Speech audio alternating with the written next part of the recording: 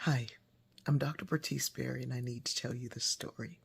It's a story about your stories, and the way we tell them, the way we hear them. I posed a question recently. It had a picture of me in Paris. I landed around 1 o'clock in the morning, and we were staying near the Arc de Triomphe, so we decided to walk over. It was cold. MS was MSing after the long flight. But we walked over, and somehow I had the energy to climb up on a bench and just stand there. And I took a picture. And I didn't take the picture, actually. My sister took the picture of me.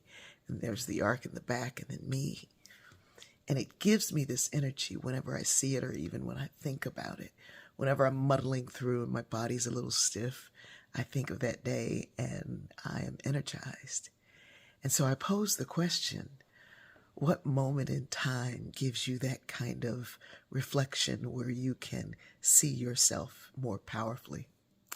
Well, I got back loads of marvelous responses, so marvelous that I went to sleep in a dream. But one of them, from a woman named Elizabeth, said, it's when I was walking on a fall day, holding my daddy's hand, and the sky was so blue it was blinding.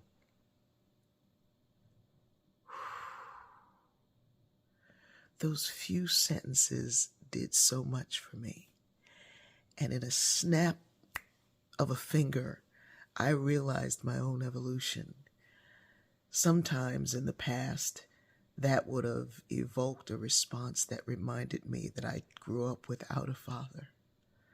But this time, when I read her story, I felt like I had a father.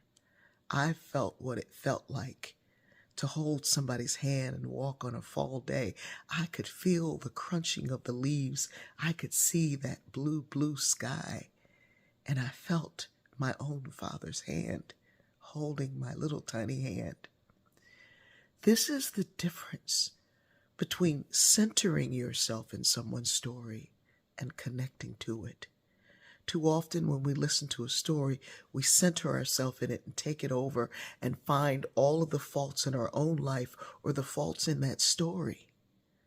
When you connect to the story allows you to go into your own self to pull what you need. Very often we want answers from folks, and so we ask a question, and all you're going to get is an answer. But if you share a story, that 3-line story that connected me to the thing that I would have thought was missing, to the point where I felt like I always had it. This is the power of story. We are neurologically wired for narrative, but sometimes the story that's playing in our mind can only center itself in someone else's story, looking for what we think they lack or what we think we do. I love you, and we are going to get there.